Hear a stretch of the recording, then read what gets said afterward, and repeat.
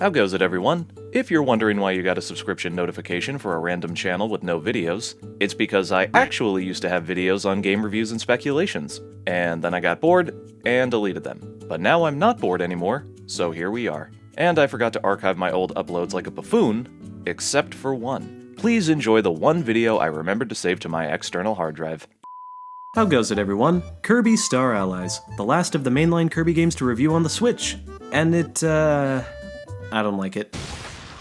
Alright, to any fans of this game, to each their own. Subjectivity is a beautiful thing. Star Allies is not a bad game, just not one that I'm really clawing to play again anytime soon. The previous 2D Kirby games before Star Allies were a continuous series of titles with unique mechanics to prevent the new installment from feeling like the last one again. Return to Dreamland was the first 2D Kirby game on a home console since Crystal Shards on the N64, and it introduced 4-player co-op. Triple Deluxe took the gameplay style of the Wii game and squished it into a 3DS title without any performance issues. Planet Robobot mixed the robot armor mechanics with the standard platforming elements without being overbearing, and Star Allies dropped the unique themes of the 3DS titles and decided to do multiplayer co-op again, but aggressively shove it down your throat. Let me keep this brief. Do you want a good 2D Kirby platformer on the Switch with multiplayer elements? Then you play Return to Dreamland Deluxe, which I recently made a review on. Plug plug. Yeah, so that was one of the videos I don't have anymore. Let's talk positives. The music is good, the visuals for an early Switch game are great, and the fact you can play as nearly every major character in the franchise is a big old fan-servicey treat. But everything else was just painfully generic and by the numbers. It was a multiplayer game that anyone can jump in on,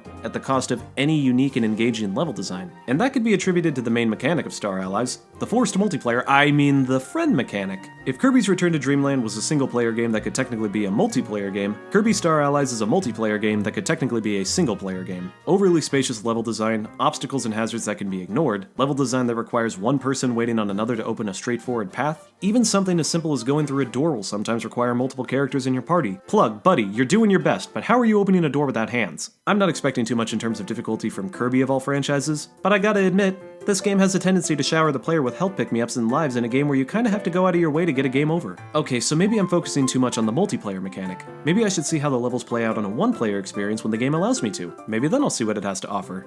And, nope! Every level felt more forgettable than the last one. By the end of the game, the creativity is thrown right out the window as level concepts and bosses are given a new coat of paint, or just blatantly copied and pasted at the tail end to pad out game time. For what it's worth, I like the post-game stuff. Heroes in Another Dimension had some interesting moments, even a little challenging on occasion. The boss rush where you can choose how many rounds you want to go would be reincorporated in Forgotten Land 3 years later, and guest star mode was like an expanded version of Meta Nightmare in DDD Tour. But considering you gotta go through the main game to unlock that, you're kinda asking too much from the player to stick through it to the end if only that little itty bit of content is the most enjoyable part. Can't believe I'm saying this, but Star Allies genuinely feels like a template for a Kirby game the developers would build off of, not the final product. It could have been so much more, but it doesn't leave me feeling bitter, nor does it leave me feeling satisfied. It just makes me think, that's as good as it'll get, huh?